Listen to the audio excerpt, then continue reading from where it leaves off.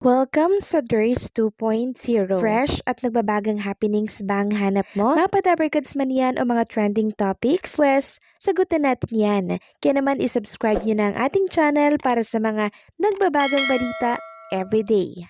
Welcome back again sa ating YouTube channel mga Kadabarkads, and for today's video ang pag-uusapan natin ay tungkol sa mga importanteng kaganapan sa loob at sa labas ng Itbulaga. So kahit na replay po ang Itbulaga ngayong araw po ng Sabado mga Kadabarkads, talaga naman pong tinutukan ito ng maraming mga viewers and online viewers. Talagang mas pinipili po nila tuwing tanghalian na makasama ang programa po ng Itbulaga kasama ang mga Dabarkads natin. At dahil nga po holiday mga Kadabarkad, silipin naman natin ang bakasyon ng mga singing queens natin. At unahin natin ang tungkol dito kay SQ KZ Bueno na kung saan ay nasa Ilocos ngayon kasama po ang kanyang mga mahal sa buhay and syempre ang kanyang pamilya. Katunayan po niyan kahapon or kagabi, nagpa-reserve po siya ng 20 packs para po yan sa kanyang mga pamilya. Ang reservation po na oras ni SQ KZ kasama ang kanyang pamilya 6:30 to 7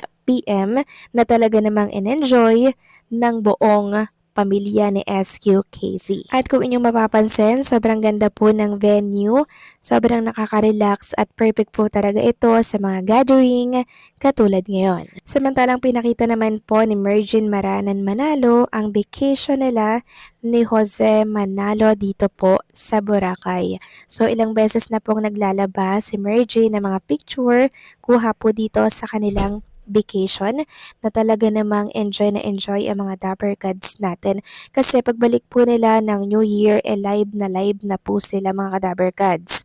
Ngayon kasi replay, pre-recorded, ganyan na kung saan talaga naman pong every year ginagawa yan ng Dabarkads natin. Kung legit Dabarkads ka, alam na alam mo kung bakit sila replay every gantong season, 'di ba?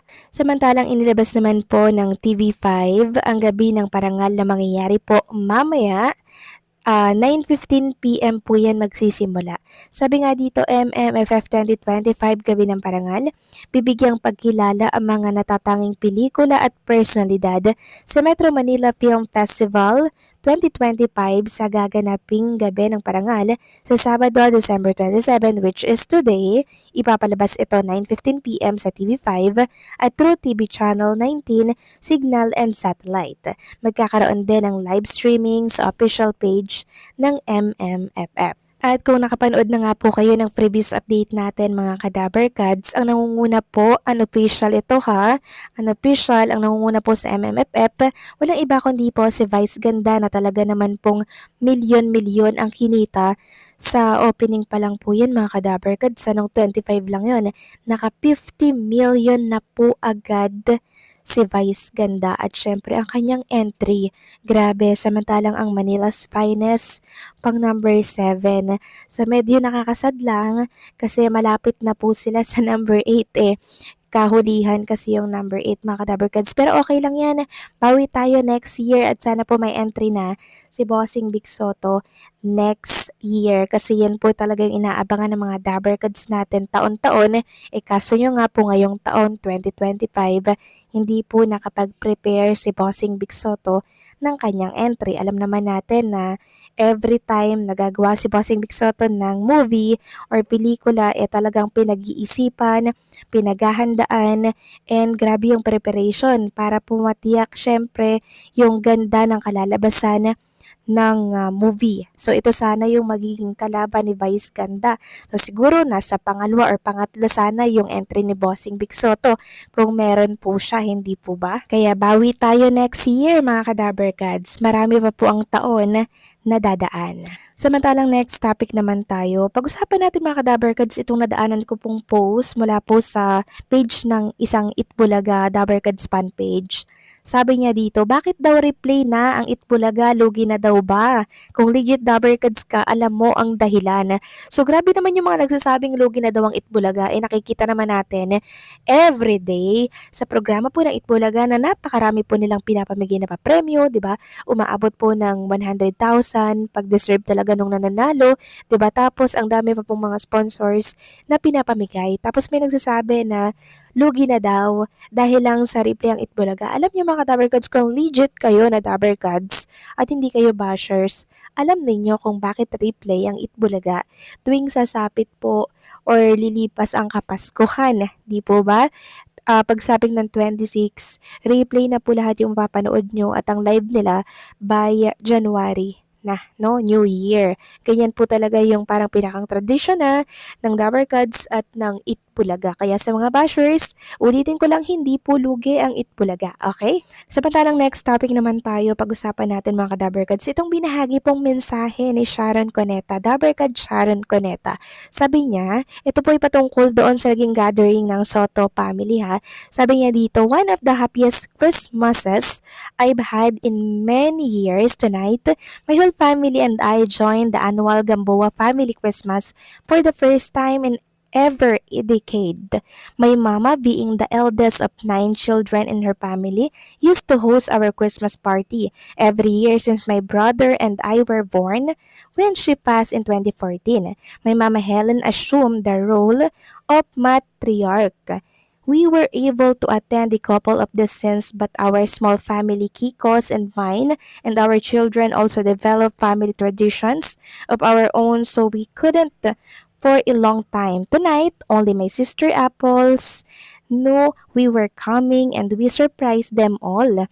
We had way too much fun all together again, complete except for some of our beloveds who have already passed away. What a blessed evening. Praise God forever. Merry Christmas again. Everyone, love you all. So grabe, napakaganda naman po ng mensahe nitong si Dabber Gods Sharon Cuneta dahil syempre nagkaroon po ulit sila ng time para magkasama-sama kasama syempre ang Gamboa family at ang Soto family. Samantalang next topic naman tayo, pag-usapan natin mga ka-Dabber Gods ang sumugod sa opisina po ni Tito Soto. Yes po mga ka-Dabber Gods, ito po yung sa office ni Tito Soto and sabi nga po dito ng lockdown band, a privilege for lockdown band to share a moment with our boss SP Vicente Tito Soto. Maraming salamat po sa pagtanggap. So napakainit na tinanggap ang lockdown band sa opisina po ni Tito Soto. Ang lockdown band mga ka-Dabber Gods, madalas po yan na nagpe-perform din po sa programa ng Itbulaga. Samantalang kakapasok lamang po na balita mga ka-Dabber Gods, pag-usapan naman natin ang tungkol dito kay Mr. Anjo Eliana. Sabi dito sa isang post, umani ng iba't ibang reaksyon ng balitang isasampa na ang cyber libel at defamation cases laban kay Anjo Eliana matapos ang Pasko. Habang may umaasa sa pagkakaayos, marami ang naniniwala huli na ang lahat dahil malalim na ang sugat na iniwan ng mga pahayag.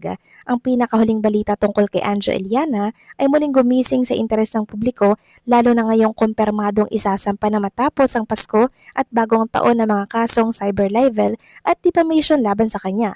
Para sa ilan, ito ay balitang nagbibigay ng kaunting ginhawa dahil nagkaroon pa ng palugit bago ang formal na paghahain ng demanda. Ngunit para sa mas nakakarami, malinaw na ito na ang direksyong patungo sa mas seryosong legal na laban. Matagal nang sinusubaybayan ng publiko ang banggaan sa pagitan ni Anjo at ng kanyang mga dating kasama sa industriya.